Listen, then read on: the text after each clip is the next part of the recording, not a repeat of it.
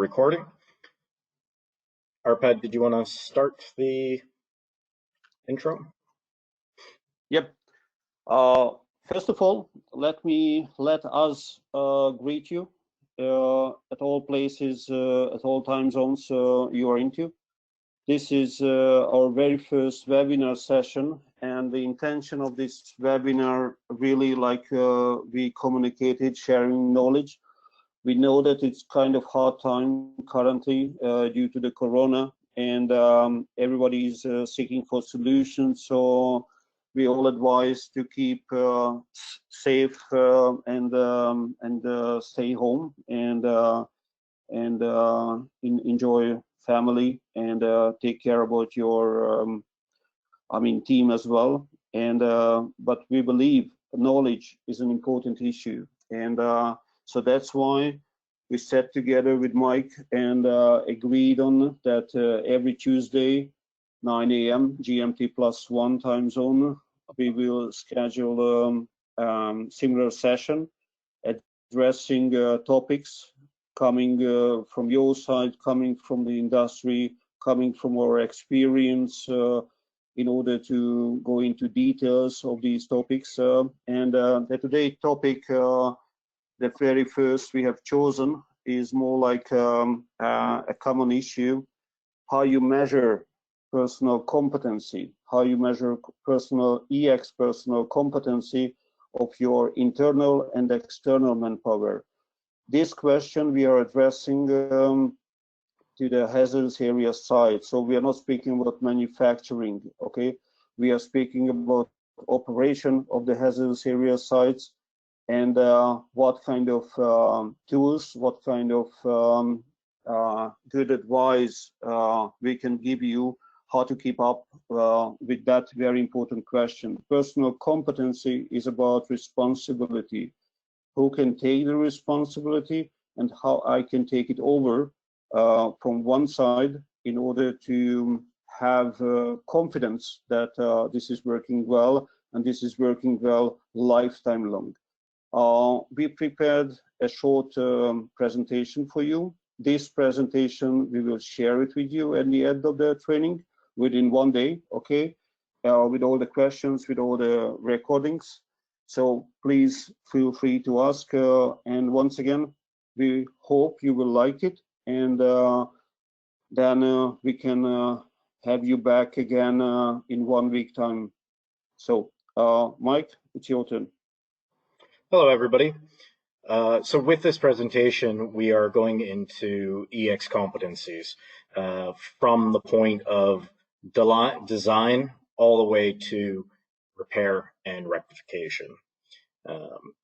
So this map shows all the countries of the world which are full members or partial members of the IEC.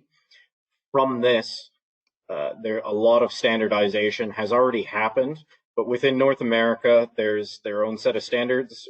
Well, Europe obviously follows the EN standards, but EN, IEC have obviously are near 95% similar. Africa is still developing with adoption of these standards, while Australia is on board fully 100%. Go to the next slide. So when we talk about EX competencies, who and how do you measure EX competency? And ultimately, who is responsible for this? Well, we define it as the thin red line. Once this point is passed, it now becomes the owner and operator or end user's responsibility for all of this. Now, while most of us in the industry have engineering experience during feed stage, so design and selection, or during construction, EX, QA/QC, commissioning, while others have the operations maintenance experience, or even the repair, overhaul, and reclamation. Ultimately, all that happens during the concept, pre-feed, design, and everything done by the EPC, even including the commissioning. The EPC takes all responsibility for that. until the point of handover. At the point of handover, the end user accepts all responsibility. Now the question is, are there any issues within these other stages? Is the EPC driven by doing things right or being driven by money? Obviously, everything is driven by money. So we have to take into account that the end user is taking a lot of risks and responsibilities. Perhaps they're not always aware of these risks and responsibilities. Human-induced faults. If something is not an act of God, for lack of better terminology, it was caused by a human. So therefore, us humans, whenever these mistakes happen, we can mitigate them with systems and procedures, quality management systems, work procedures, Take 5s, GHAs, job hazard analysis. We've implemented these because we have statistical history of multiple issues happening, whatever industry. Just want to show an example of, people would assume that firefighters know how to fight fires. It's not always true.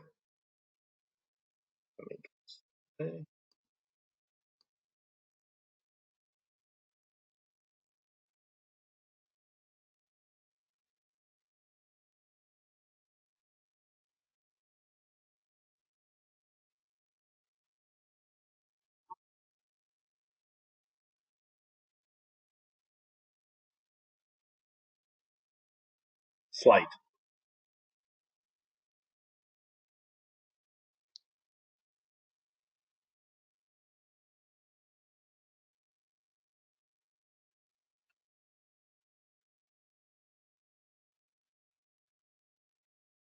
Just a little concussion.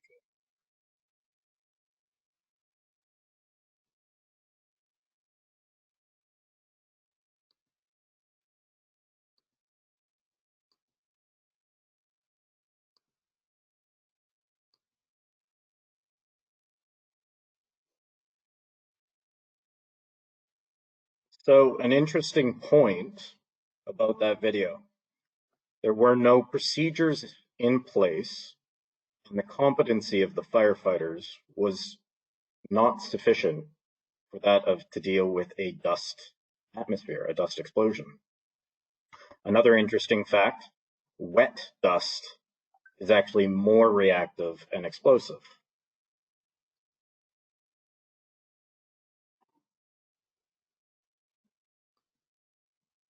So when we talk about human-induced faults, when we measure people's competency, there are incidents which are not taken into account during their training, during their assessment.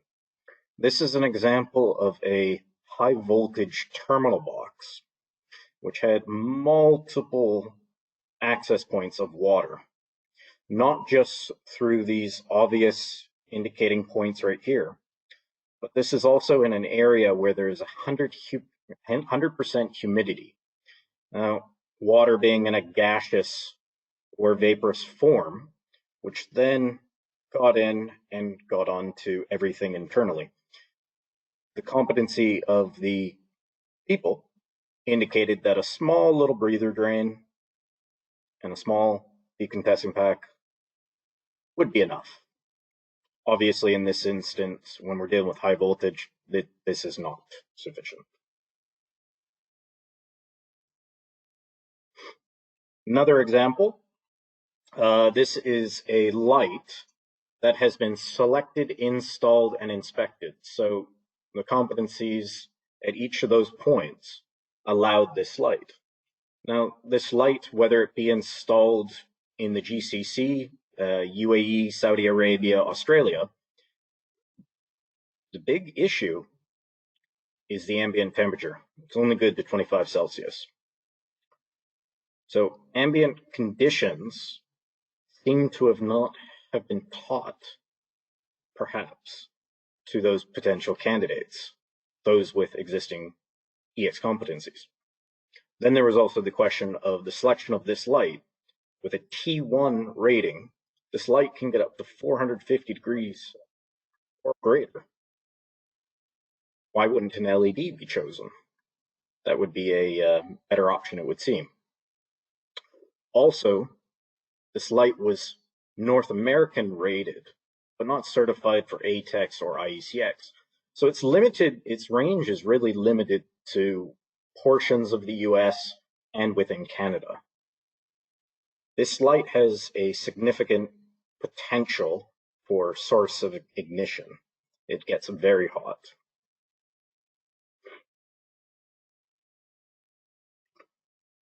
So how do we measure EX competency and who is responsible? Well, each region of the world has different requirements. UK, they have COMA, different legislation. In Australia, there's others. To go through each and of them can be mind-blowing. So what other options is there? Well, as defined by 60079, dependent on which is chosen, whether it be UL, FM, IEC, EN, the owner-operator can deem a person to be competent via experience with proof by their circum vitae, the resume, or if they have a EX responsible person who is their supervisor, or the end user can define their own in-house competency scheme. Now, that could be by using any of these schemes below, or it can just be what they feel is sufficient. Ultimately, they are the owners of their facility. They make the choice. They define their choices based on a risk analysis. Other options within the industry include industry recognized training. So International Association of Drillers have them. There's nationally accredited schemes such as EEHA for Australia. There's other ones such as the ISA, NEC. There's certificates of attainment, certificate of attendance. Each nation is different. Now, there are also internationally accredited schemes or methodologies which may be accepted within these nations or are voluntary and can be accepted around the world. But ultimately, it's a matter of regulations and what the end user chooses.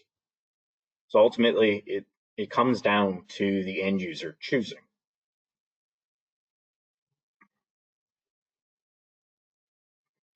So roles and responsibilities.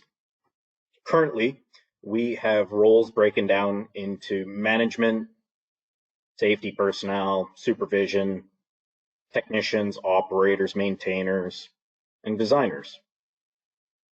Now, within that, what about the other portions of management?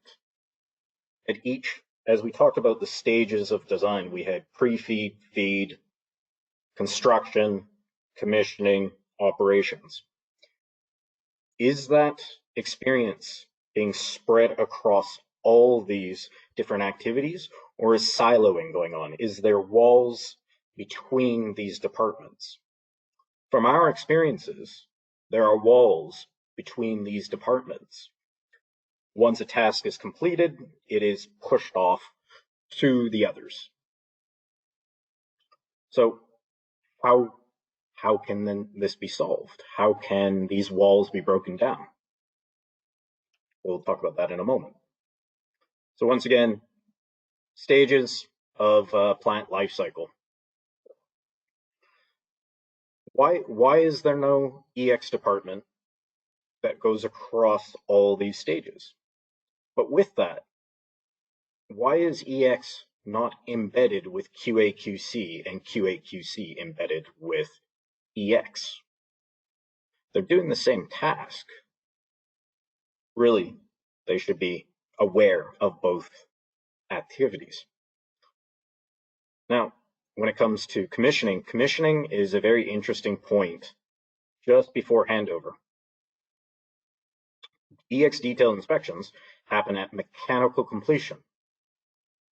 But from our experiences, during commissioning, many changes happen during that stage, right at that point. During that point, commissioning technicians can completely change an installation, can change the location, change an instrument. Have EX inspections taken place at that point? Do those commissioning technicians have the correct EX competencies? That is not always the case.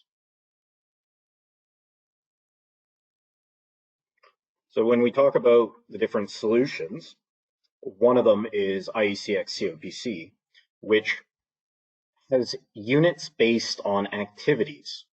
Now, by basing it on your activities as to what you do, it provides adaptability to the industry's needs, whether it be gases or dusts, to the owner, operator, end user's needs. What do they need? It's not what the EPC needs, it's not what you need, it's what ultimately the end user. So these roles and responsibilities, you could have it somebody just doing preservation. You could have somebody that's just an installation technician, or somebody that just does testing. So using a multimeter, using a insulation resistance test. So there's greater quality assurance and control and asset management via segregated maintenance, inspection, and rectification teams. So there's the ability for impartiality. So if we were to compare the two big ones within the industry, that can be confusing. There's 10, 11 units for IECEx COPC. Well, Compex, a lot of people know Compex because it was the first in the industry. It's a company-driven scheme, while the IECEx COPC is driven by the standards. Now, what about dusts? What about these other Compex units? Well, that's another 5 days, another 4 days. These can be perhaps more flexible within IECEx COPC. And also a very important point, like non-electrical explosion protection. It's also not considered in many cases how to do non-electrical installation machinery. I'm talking about in possible hazardous environment. That's something currently not really well addressed in any of the competency measurement tools. Correct. Under Compex, we have people learning to their Compex handbook. Under IECEx COPC, you have people being taught to use the standards, how to find answers within the standards. There's no memory involved. It's teaching people how to think for themselves. Well, this is more of a memory exercise. There is benefits to both, and there is differences to both. Ultimately, it is for the end user to decide which they feel is sufficient. And I do believe this is the main point what Mike just highlighted. This is the responsibility of the end user, which way to go or to go any of them. Okay, that's a very important question. We shall come back at the end of the presentation. So, what's currently happening within the industry?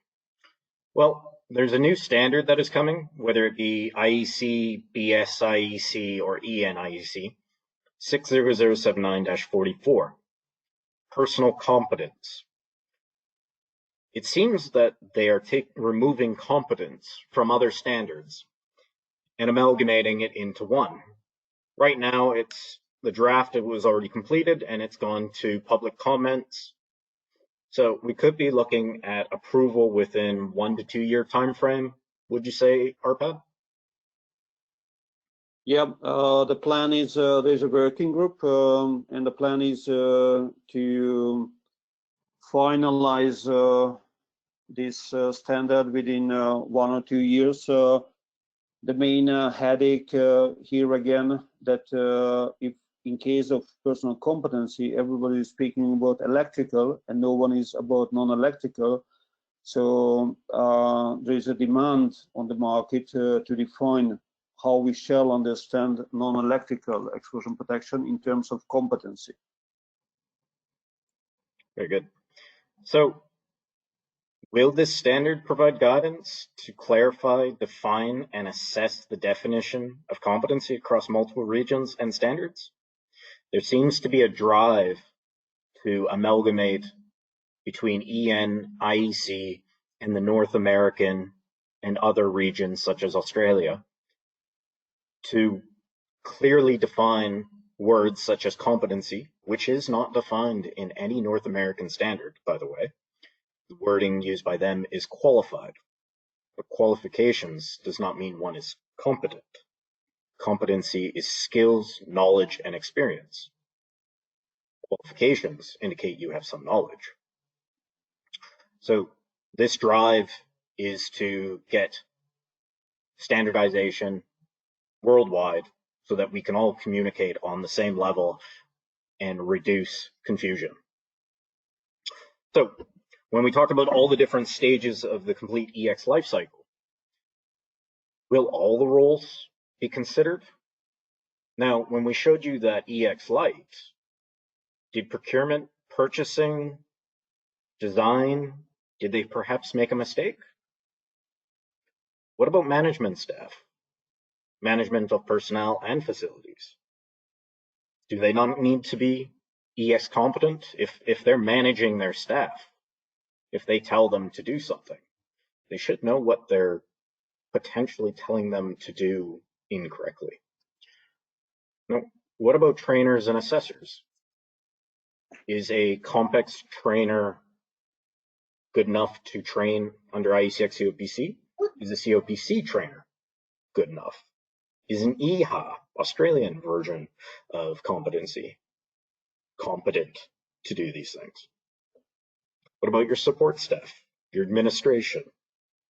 If they are gathering documents, creating an MDR, manufacturer's record book, do they know what they're working on?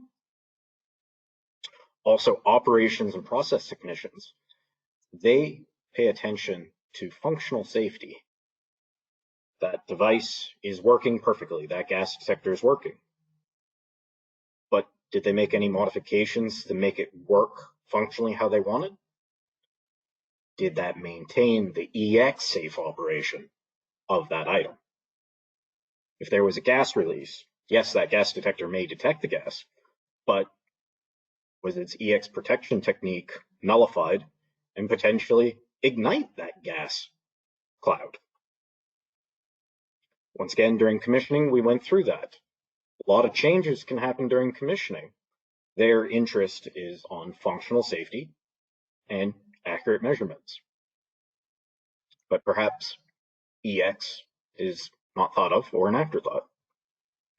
Now, during front-end engineering and design, taking into account hazardous area classification needs to happen. Then the design happens after classification. But we've experienced many times in the industry where a wholehearted design or specification is copied and pasted from one project to the next. And then it's made to where the hack shall conform to the design. This can lead to issues. That is not the correct process. Then when we think of safety integrity level, when we talk about instruments such as safety instrument systems or fire and gas, so we're talking about plant integrity and personnel integrity systems. These systems need to be able to operate without failure out of millions of times of operation. Now, it may detect gas, that gas detector, but if it's outside of a hazardous area, doesn't that gas detector need to be rated EX if it's meant to operate in an uncontrolled release of gas? Now, out of all these roles and positions, what are their expected levels of competency? Will Will that be defined in the latest standard? I would hope so. How is impartiality achieved? How many times have we seen within industry where we inspect something and we repair it right then and there? Then when the inspection report comes out, usually what it says is, it doesn't say what the problem was. It says everything's okay because a worker, yeah, I did a good job, everything's okay. That's the mentality of people. But then we don't get true historical data. We cannot define what has been going wrong and to preemptively capture these issues and correct them before a uncontrolled event may happen. There are vessels where lighting has been filling up with water, and after 10 years, the company had to pay tens of millions of dollars, and were very surprised that they had to replace all the lights. Nobody had been telling them that they were filling full of water. The gentleman would just drain it. Now, will the assessment criteria be clearly defined to align with IEC ISO 17024, which has to do with measurement of the competencies of people? Now, this standard is not applied amongst all Ex Competency programs. IEC, EXCOPC it is, Compex, yes. EEHA in Australia, at this time, no. What will the weighting criteria be? What is the pass and fail percentages? From my own experiences, I know that in some countries, there are 70% failure rates by candidates, while in other ones, nobody fails. I feel that that is not just feel, but that is a disservice to everybody within the industry. And ultimately, the end user is the one that will deal with it. Now, how will everybody respond to this new standard? It's going to be interesting. Will notifying bodies, certifying bodies be able to adapt? Will people be ready for these new standards requirements to be able to get these new certifications? So I'm going to put out a poll right now, and it'd be wonderful if we could get your input on this question. Whom is responsible for EX competencies of a worker, whether they be internal or external worker? Now, this is a multiple choice question. If everybody can see on their presentation under polls, there we go. We got some people answering now. 12% have voted. If I could get all of you to put your answers in, that would be wonderful.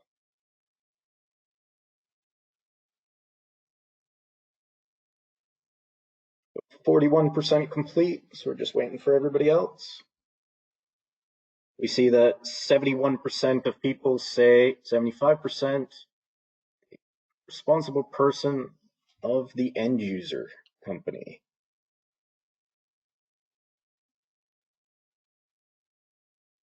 Still changing, 65% voted, 71. Just need the last few. 71. About 71% have voted, so just the last few people, please.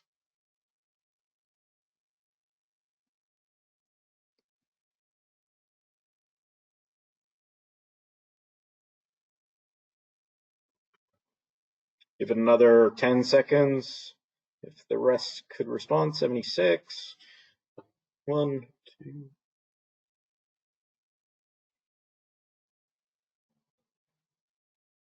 Okay, thank you for your responses. So I'm going to close this poll. Now, we see 31% say the worker themselves, 38% say their supervisor, 54% say the responsible person of their own company, while 69% say the responsible person of the end user company. Now, the correct answer, everyone. Now, if it was which would be the most correct answer, definitely the end user's responsible person. Okay, let's move on to the next question. How can EX competence... Mike, before going to the next question, this question was also very important because dash 44 is addressing the in-house competency measurement. So it will give a tool, like Mike mentioned, to the end user being responsible for the competency. Because to be honest, like we know, like we are experienced about, all industry sites are different. Okay, so if you go from one another, you will find differences. Okay, that's important. That was a very good question. I do believe, and very good replies. Thanks for all. On to the next question. How can EX competence and competency proven? What evidence is required? There we go. Launch that. Now, once again, another multiple choice question.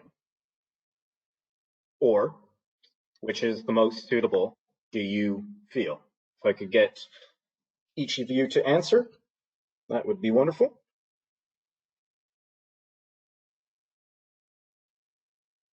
So it was based on the slide from before, could be based on experience, supervision, in-house competency system, a industry or nationally recognized program, or an internationally accredited certification scheme or methodology.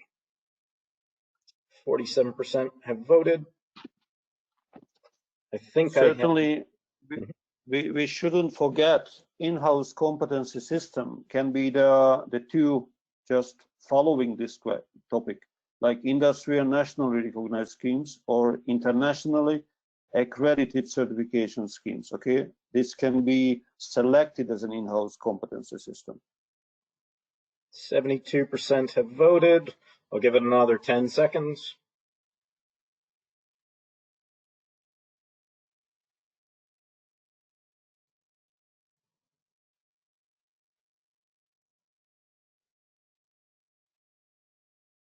%, and closed. So we have 7% down as experience, proven via curriculum vitae. I'll make comment on that it is quite easy to pad a resume CV. You would need to probably test them. Now, supervision, in some countries, that's the only option. And if you're a supervisor is very good and communicates very well, it can be achieved. 21% said an industry or nationally recognized scheme. That can be a sufficient option and can be very good, depending on the industry, depending on the country. Not all are created equal. Now, an internationally accredited scheme, I think highly of this, but which ones? Is it based on a company's training information? Or is it based directly off the standards and teaching people how to use the standards? Ultimately, that's the end user to decide. 14% said in-house competency system. My personal preference, in-house competency systems can utilize an industry, national, or international scheme with proof of experience, with supervision, and internal testing before people are hired. This is currently done within the North Sea. Before people are onboarded, not only do they do safety questions, they also do EX questions that are not found within a COMPEX or IECEx COPC program. So it's a way for the end users to mitigate possible risks. They need to check the competencies before they hire somebody as part of their onboarding process. Okay. Next poll. which stage of an EX life cycle is most critical? So if we think about from beginning to end, we have classification, design and procurement, your initial installation and initial detail inspection, inspection and maintenance, or the one that kind of goes between all those, commissioning, operations,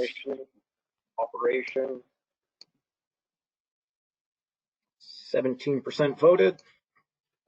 22. Give it another 30 seconds. 33, 39.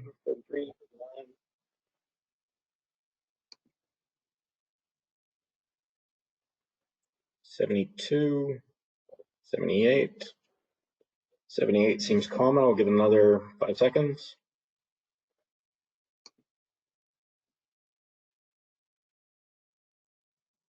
Okay.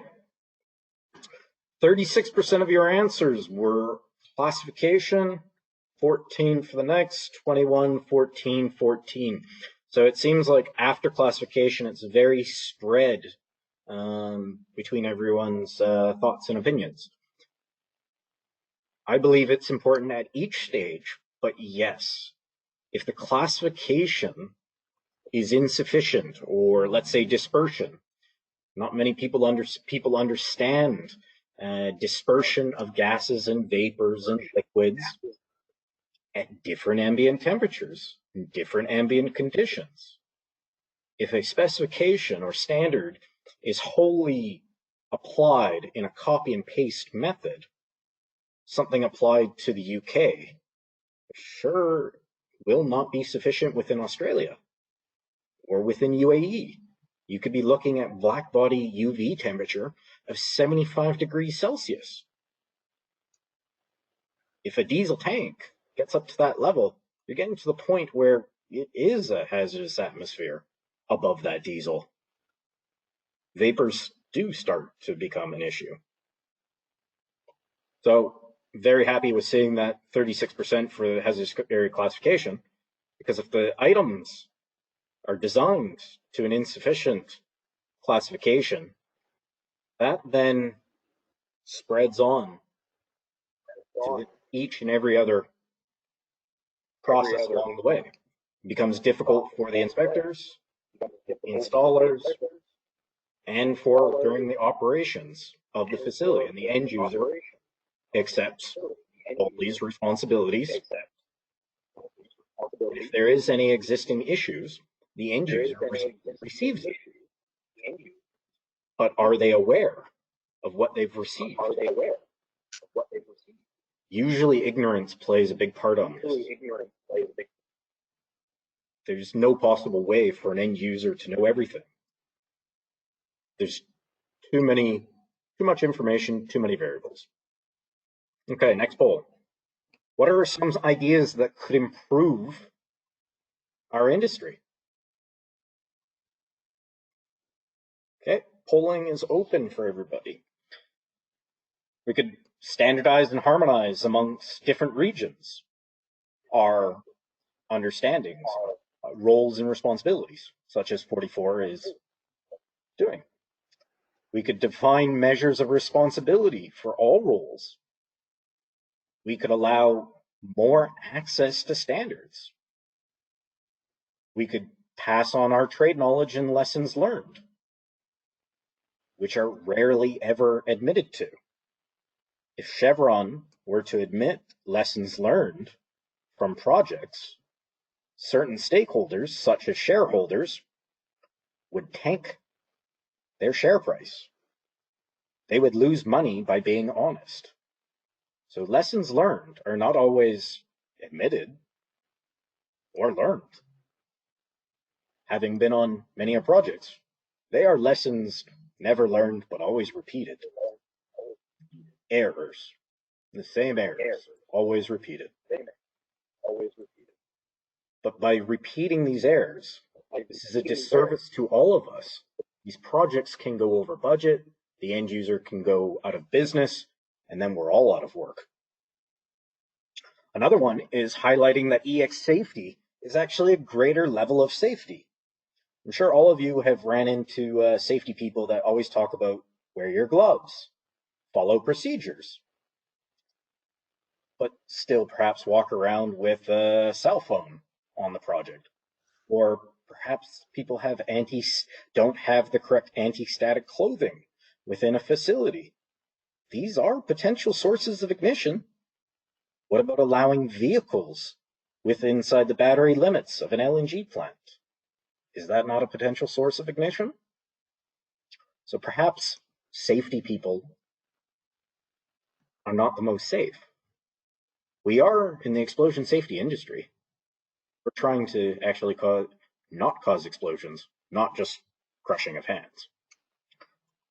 So we had response, 65% people voted, 9% on standardization, 36% on defined measures of responsibility. Completely agree. 18% allow more readable access to standards. I agree. Spreading of trade knowledge and lessons learned. I think that should also be higher than 9%, but that's what we're doing right here, right now. This awareness. And highlighting that EECEx safety is a greater level of safety. That's always going to be a battle. We push for quality, and people always push for safety or production over quality. But with quality, we can get safety and production by being efficient. Okay, next poll. This will be the last one. What has the greatest success in EECEx competency outcomes? This is purely just your opinion. Would it be in-house customized solutions, which could include IECEx, COPC, EEHA, Compex, or other solutions? Or would it be IECEx, EEHA, Compex, perhaps other schemes that exist?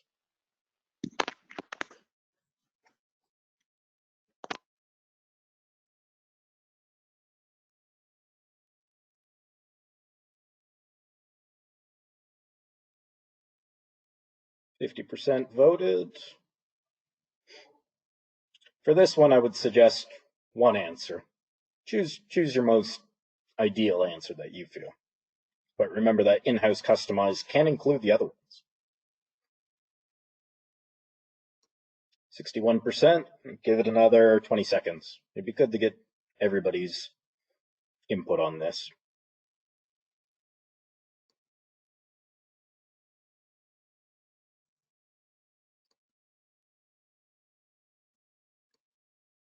%61 voted. 67.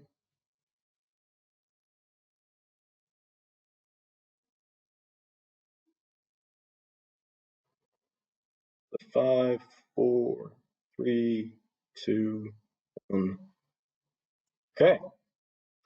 Interestingly, nobody chose the Australian certification method. Honestly, I can say I'm not surprised.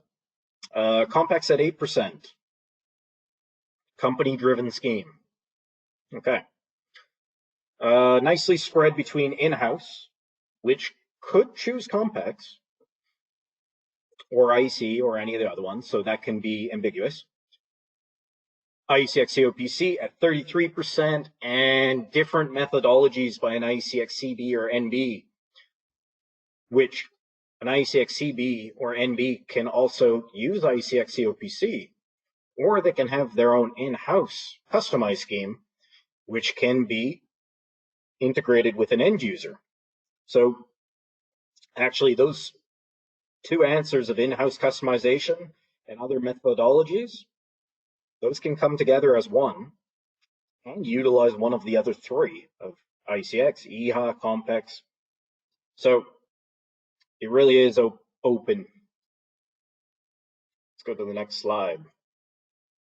Mike, one remark to this topic. I do believe it's very important. There are still countries all over the world where Ex Competency is regulated by the law, okay? And if this is the case, then this has to be followed. And this might be a unique one, a separate one, a dedicated one. Okay, so in each case, especially if we are speaking about international projects or projects on international level, the competency, even the competency shall be customized, okay, shall be locally adopted with national deviation, as we used to say. Okay, Yes. that's very important as well. So we shall make here a note that in all cases, local regulation shall be considered if there is any or if there isn't any. So with this international standard that is coming, 44, there's hope that it will standardize and clarify all roles and responsibilities in sufficient detail where every region can define their regulations, and hopefully that one or two schemes or methodologies can be chosen, or the in-house option, so that we can all be communicating on the same level with the same terminology and avoiding communication errors. Hopefully using the same English words whenever we're speaking, because there are many different words. A bung is a plug, is a KO filler, plugging a hole in a box. Many different words for it, which just causes confusion. So if we can standardize, use one standard for all of us to communicate with the same technical words, perhaps we can avoid any potential issues, any events. Okay. Within the industry, interesting thing is that 80% of our non-conformancies on a project during the installation and commissioning phase, I should say installation and mechanical completion phase, is glanding and terminations. Now, anybody with a lot of EX experience, not everybody will know this, but when dealing with a flame-proof enclosure, and actually most enclosures, you shall only have one adapter or reducer. You should also take into account dissimilar metals. This year we have 1, 2, 3, 4, and that's a barrier box. And then it also had a gland going into it. So you actually had 6 devices going into an EXD gas chromatograph, and different metals. Definitely not how to do it. The topic is always, sorry to say, a topic is always very interesting because, to be honest, that's described in the standard, but nobody takes the time to read the standard, and nobody reads the time to read the manual of the manufacturer, where it's also highlighted, okay, highlighted as well. So that's a very interesting topic, what's currently shown on the picture. Or people do know about the standard, but they don't have accessibility to the standards. IEC has many standards and then can be quite expensive. Within North America, you have one standard, let's say NEC 505. $100, you have the standards. Within North America, engineers are used less. The electrician follows APIRP, a recommended practice of how to apply a hazardous area for a petrol station, a gas station. So he knows how to do everything right. But does that copy-paste approach apply equally everywhere? What are the ambient conditions? Are the temperatures different? What about the wind? What about slopes of ground? What about the different types of fuels? Heavier than air, lighter than air, different additives. So when we look at glanding, I've come across many projects where mechanical personnel are the management. They don't understand that this is a mechanical device to ensure the electrical safety of the equipment and the cable. If it is not installed correctly, people can be electrocuted. It can cause a potential source of ignition. Water can get in. People say that IP ratings have nothing to do with hazardous areas. I disagree. Creepage and clearance distances, making sure that arcing and sparking won't happen is very important with each EX protection technique. When you get dust and water in there, any liquid, that causes a problem. Now, the other problem is that people will assume they buy a certain type of gland and they're wonderful. What about the cable? If the cable is of poor quality, this one here is bulging, there's no possibility to install the cable gland correctly. So these poor gentlemen and ladies will struggle every single time, and it is not their fault. But it's human nature for management to immediately blame the first person who touches these things, not the designer who chose it, or perhaps the specifications that called for these specific gland manufacturers and models, or called for those type of cables. These cable glands, we were looking at a 95% failure rate.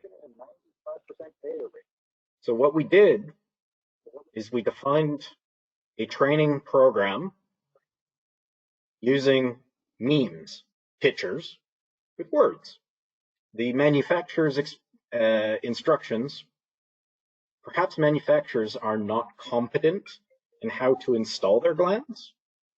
Perhaps they're just manufacturing and selling things.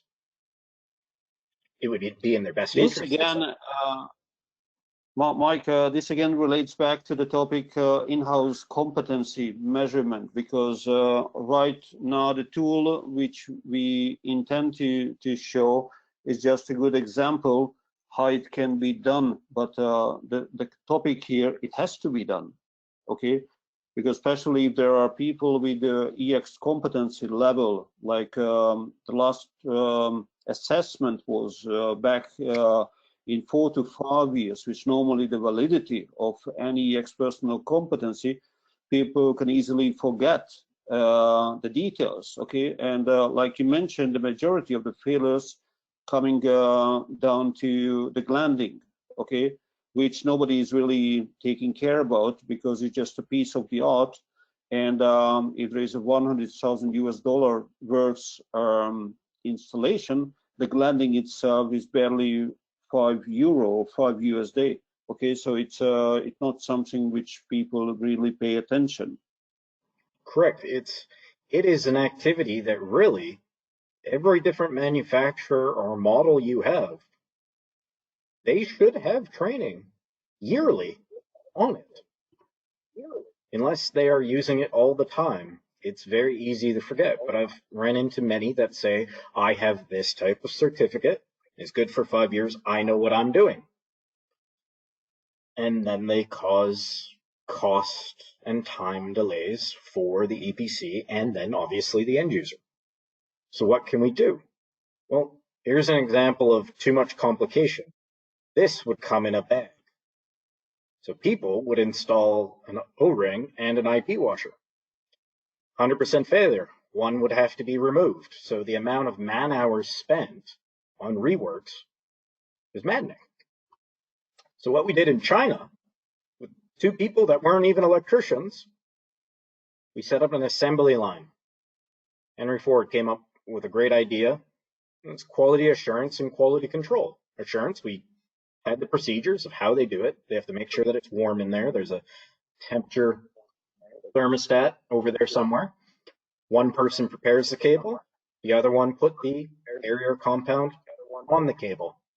The other one came back and inspected the other person's work. We came back hourly to hourly and checked the process. So through mentorship, we helped increase their competency. There was our own in-house competency program, and it was very successful. And this model has been repeated in Italy, Australia, China, Kazakhstan. Next slide. So, what can we expect for the outcomes of 60079-44 and from discussions like these? Well, the end user takes and accepts all responsibility, once again, from CSU handover, commissioning, and startup.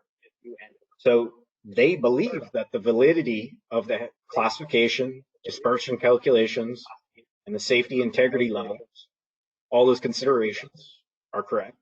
The design and procurement of everything is correct. But as the commissioning operations and process technicians, have they maintained the X-safe operation? Obviously, we have to consider regulations on the international, national, and local levels. We have to take into account all stakeholders, not just the shareholders, the community, the government, anybody that's around the facility. What about the reputation of the end user? Their reputation, let's look at Boeing. Their reputation because of outsourcing quality assurance, quality control. Their quality went down, reputation went down. Their industry, now, before this current event, was gone down. So we have to think of the Ex Competency of everybody involved in the complete life cycle, all employees, contractors, and subcontractors. Now, what is the best approach to deal with this? Should we be conservative or aggressive? Reactive or proactive? My opinion, and from experience, proactive and more to the aggressive, mildly aggressive, but communicate, allay any fears. Now, should we only go to standards, which are minimums, or should we apply client specifications? But are they always clear, sufficient and clear, or are they copied and pasted between projects? Bechtel did 4 different LNG projects in Australia, and the specification was the same between each and every single one. Even with client considerations, they were 99% similar. Is that sufficient? Each client has different process, cascade process, whatnot for LNG, different ambient conditions, different workforces. So what's the best possible outcome? Harmonization, standardization to a higher level than our current minimums. Applying lessons learned and solid quality management systems with clear verification and validation. So verification, making sure that the controls are working, and validation that everything is working correctly, but also with impartiality. So ISO IEC 17024, not all national competency schemes apply to that international standard, which breaks down these impartialities and breaks down the importance of verification validation. But specifically this -44 standard that is coming, it's site and end user specific. So if Chevron deems that something shall be done, the likes of a Fluor, of a Bechtel, shall have to comply. So it's not going to be a grassroots movement. It's going to be the people at the end, they decide. They take all the risk and responsibility. So our own input is that we believe that a customized training to base level of standards, 60079, but always with awareness of all local considerations, trade knowledge, lessons learned. We want people to teach people to think for themselves, how to find information, never based off memory, and never to a singular company's methodology. When people only go by their memory or this one way only, they close down any thought, any being open to the possibility of doing things better, more efficient, save money, time, increase quality. makes yourself look good, makes your company look good, perhaps brings in more work. So, defined and measurable roles and responsibilities. I want to show this to show that competency is a major issue, and human nature, unfortunately, plays a big part.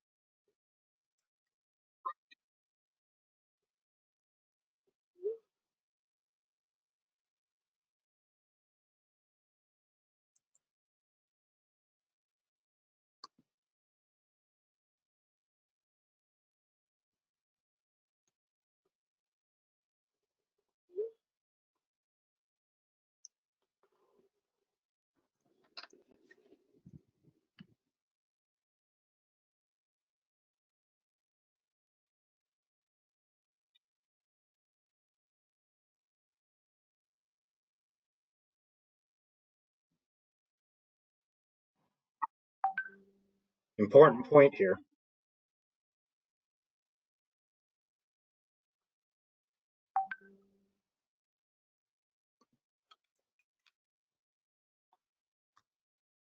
Here, Michael, let us move on. The video doesn't work.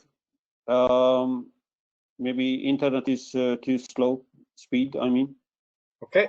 If anybody didn't see that, we'll share the video. Basically, there was a rush to get 20,000 people back to their homes to reduce the possibility of legal action. And at the end of the report, it was reported by the government, the local government, after getting everybody back, that there may be asbestos amongst their properties and on their lawns. So people, their long-term health was put at risk for a short-term goal of reducing the cost of putting people in hotels. So human emotions, unfortunately, pushing the wrong actions. So we want to say thank you from us at IndEx for this presentation. We are a group of companies that's under the XWorks platform. Under that, we are a group, that group of companies, we do complete EX lifecycle from classifications, design, product testing, and personal training and certifications and consultancy. We're always interested in others joining or having conversations with. So at this time, we would like to open up to Q&A. If anybody wishes to ask any questions, make any comments, please type it in the chat and I will repeat your question and we will respond to it. A short summary, even from my side. The whole topic, EX competency. First of all, it shall be considered as further education. Okay, so not because of EX competency, you will be tough enough to do your job on site. And that's a further education. So if you're an electrician, you can do your electrician scope of work in possible hazardous environment. That's more like our intention to highlight and to make you pay attention to this. And again, whatever competency level is there on site, it shall be experienced, it shall be with experience, and this shall be measured. So we do believe that this kind of competency, the real knowledge, shall be measured before entering the site and shall be relevant to the site. You have seen the samples we have introduced here, I mean the demos and all the cases. there are certainly much more variables, many more variations available. And we do believe it makes sense to speak about, but certainly for a gas hazardous area, doesn't make the sense to speak about dust and vice versa, okay? So it needs to be dedicated, or if you only have flame-proof housings, then no need to be aware of pressurized cabinets. So again, the competency level shall be dedicated, shall be in one way overall, because you cannot send to different tasks different personnel, but once again it has to be measured. Okay, so this is a topic here. Just received a question. Can I ask if a Compact certified professional and the IECEx COPC professional have the same skill set training in both cases, and if there is one preferred or other? First of all, technically, I would say there shouldn't be any difference. Both are related to the standards. Both are related to the IEC 60079 and all other relevant standards. Certainly, the methodologies they use is more different in terms of the training, but even the assessment and certification. Which is better or not, we shall not decide. It's not a marketing discussion. But I do believe the end user has to be in the situation. So in a way, the end user, the responsible person from the end user side, needs to be competent to decide which one to choose, which one to prefer. There's a question.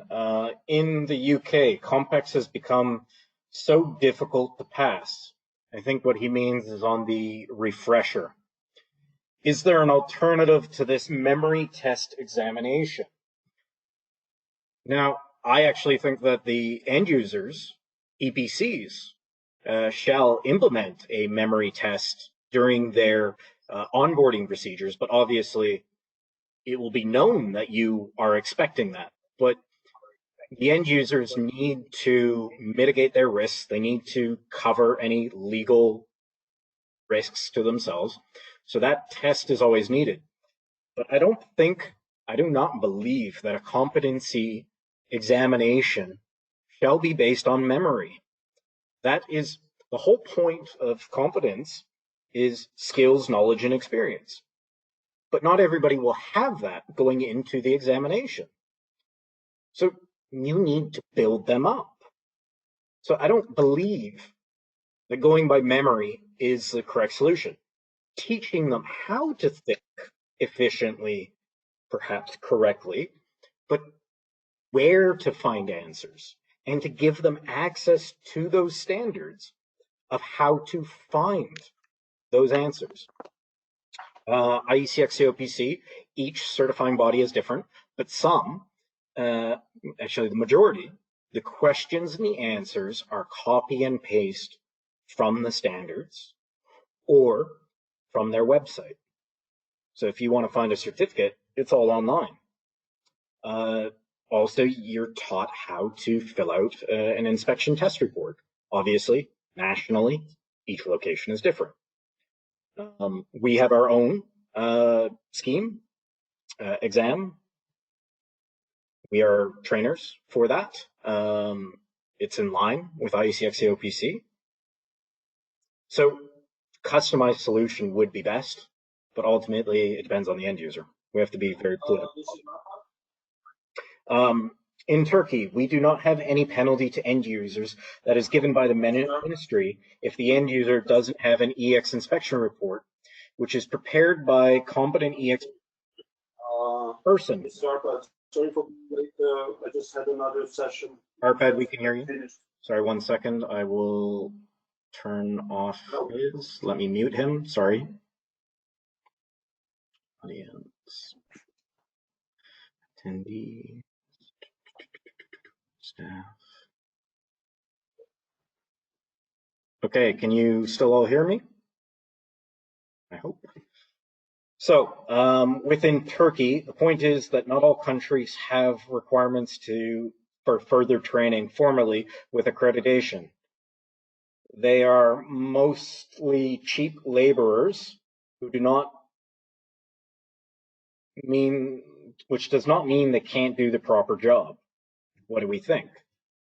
Yeah, just because somebody doesn't have competency, the competence certificate, does not mean they are not competent. But it does help. It's further evidence. It provides a CV. I would not just go by unless you're obviously in a certain country and you had no other options. But it's another case of providing evidence of your training and knowledge and experience. Such as an electrician, you have further training. Within Australia, we have new tickets for everything. High voltage, instrumentation, safety. You have all these certificates. It's become a game within the industry, a money-making scheme in many instances. But when it comes to EX, well, we're anti-explosion safety. So unfortunately, some countries don't have the regulations defined. But if they define that you follow the international standard, perhaps Dash 44 coming will define this much more clearly, and perhaps will make the local government action regulations, create the regulations. Another question came in. Some EPCs, like shipyards, vendors, they have their own workshops to train their workers for gland installation. The question is, does the industry have any way to certify such workshops for proper trainings? Well, yes, that actually does exist. You can include IECEx COPC as part of that in-house training from an external provider. Ourselves, we can come in and do that. Or under XWorks, we have the exam methodology, which is owned by EXNB, an ATEX notified body. They're approved to ISO 170, IEC ISO 17024 to certify anything that has to do with EEHA 60079 for competency. So gland training, yes, we could audit and bring them under the umbrella of the exam scheme. So yes, there is ways to certify. IECEx COPC route, it would be adding on the 000 or 001 unit, or under the exam scheme. Under Compex, it would be much more difficult. The company has their own auditing processes and other requirements. Do we have any other further questions, or did anybody want to have any other highlights they would like to raise? We'll give it about 30 seconds.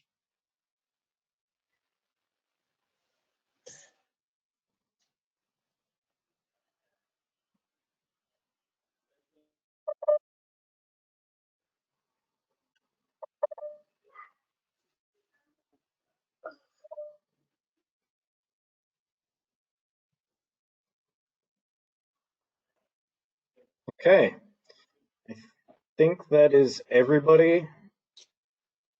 I want to thank you all for attending.